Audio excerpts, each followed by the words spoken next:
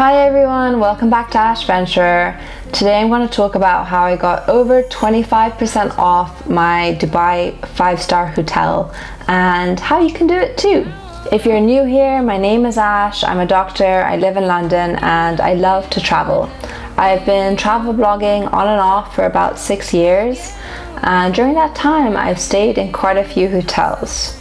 I love luxury hotels. Who doesn't? Though I know some people say that they like staying in hostels because there's a better atmosphere. Anyways, personally I feel a nice hotel can really make a trip, but sometimes the level of luxury I desire is not quite in keeping with my budget. So I've come up with a couple of different techniques that I use, or travel hacks might be the word, to try and get luxury hotels for less. I'm going to use my Dubai trip as an example because I got quite a good discount there. I'm going to talk you through the booking process and how I got the discount. Although I'll be talking about Dubai, I do the same thing for pretty much any trip that I book, so you can apply it to anywhere in the world. Before we dive in, if you could hit that like button, it would make me so happy.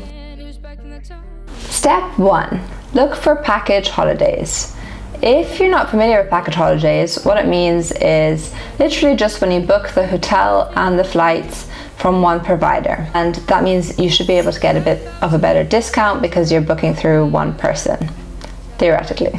To be perfectly honest, up until recently, I never really looked into package holidays because I always thought I could get better deals myself, and you do have a bit more flexibility if you book yourself. But one of my friends suggested just having a look, and you can get some really great deals. So the website that we checked out for this trip was BA Holidays, or British Airways Holidays. And for example, I'll show you one of the deals that we found. This super beautiful hotel is the Anantara Beach Resort on Dubai Palm. We saw it on BA Holidays for 5 nights stay, flights plus hotel plus half board for £1,000 per person. Whereas if we were to book the hotel and flights separately, it would have been £1,650 per person for the exact same flights and dates. Step 2 is maximize loyalty points. Now you should be trying to do this with everything, even grocery shopping.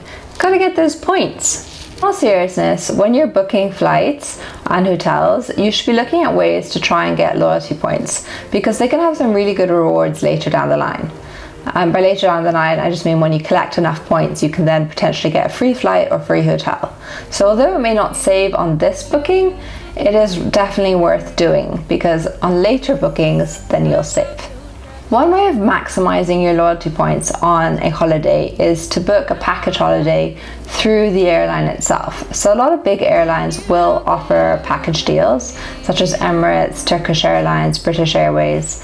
And as I mentioned, I use BA.com or BAHolidays.com. I think that's what it is. I'll put the link in. And that's just because I'm already a member of the British Airways loyalty program and it's convenient for me because I'm based in London. And by doing this, if I were to book BA Holidays, then I would get points not only for the flight, but also for the hotel. And also, if you'd watched my previous video where I talk about American Express, my American Express card is also linked with AVOS points. So I get points just for booking the holiday.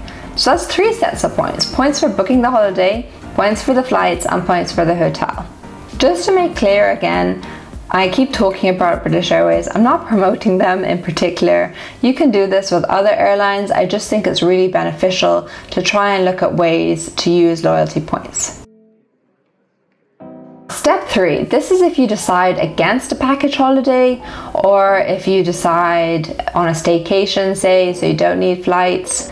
Step 3 is to use a general hotel booking site. So something like Hotels.com, Booking.com, or Agoda.com. There's a lot of booking sites, but those are the 3 main ones I think, and they're definitely the 3 that I would look at. I think most people are familiar with these sites, but just in case you're not, the reason why I recommend using them for your initial search is because it can be quite overwhelming when you go to a new city. There's just so many hotels and it's hard to know where to start. But all of these sites that I mentioned, and there's actually quite a few more, they all allow you to apply a lot of filters. So you can narrow down the list of hotels to a much shorter list and they all meet your exact requirements. For example, the Dubai trip, the filters that we used, We used a location filter because we wanted it to be in Dubai Marina. We wanted a twin room, we wanted a balcony, we wanted a 5-star hotel, and we wanted to have a pool. Not in the room. We were very lenient. We just wanted the hotel to have a nice pool. So we used all those filters and we came up with a list of hotels, and then we found the address Dubai Marina. And we really wanted to stay here. It looked so nice, but it was a little bit over our budget. It was about £250 over the budget. So if that happens, don't give up. If it's £1,000 over your budget, I probably can't help you. But if it's £100 to maybe even £300 over your budget, don't stop here. There are other things you can do to maybe get it a bit more discounted. For reference, here's our room in the Address Hotel Dubai Marina. As you can see, we got a twin room. It was really nice and big. I love the furnishings. They're such good quality. Here's the bathroom. I like that they had a shower and a bath separately. The best thing about the room by far was the balcony with the view over the Dubai Marina. And of course, the rooftop infinity pool. That was pretty sweet too.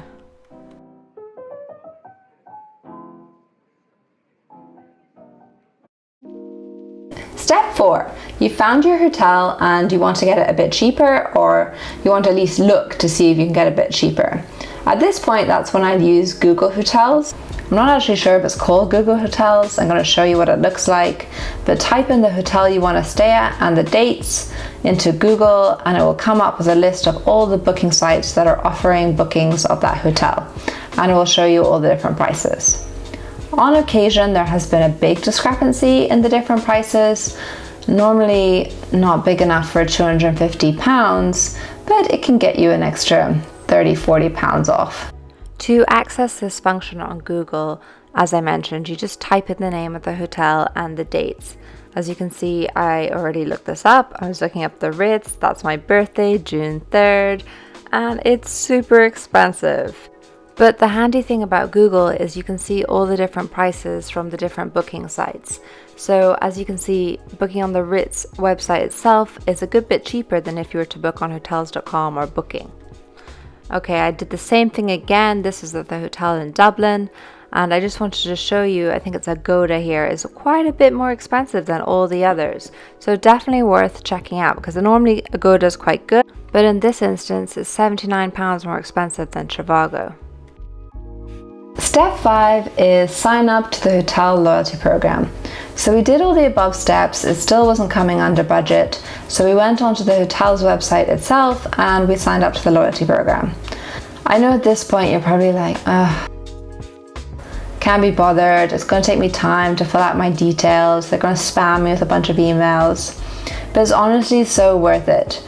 It saved me lots of times. Nearly automatically, when you sign up to these hotel loyalty programs, you get 10% off, which is exactly what happened at this time. Unfortunately, 10% wasn't enough to bring it under budget, so we had signed up, we just forgot about it then. We booked another hotel that was free cancellation. Then a few days later, in my inbox pops up an email that looks much like this.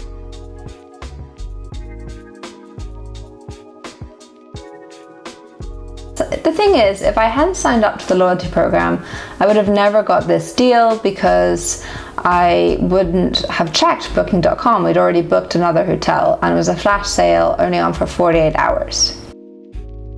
Step 6 is not really a step, it's just something that I like to do because I think it's a good deal, is if you can, book it on hotels.com.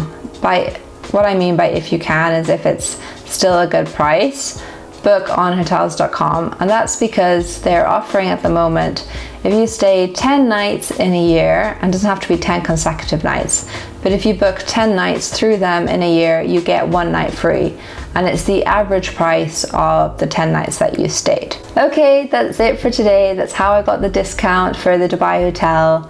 Finally, we actually got more discount because in between the time that we booked and we went, the pound devalued and we ended up paying on site in dirham, the currency in the UAE. But I wouldn't recommend currency devaluations as part of your game plan. Anyways, that's the story. I hope you find these tips useful, and let me know if you do and if you ever use them. All right, see you next time. Bye.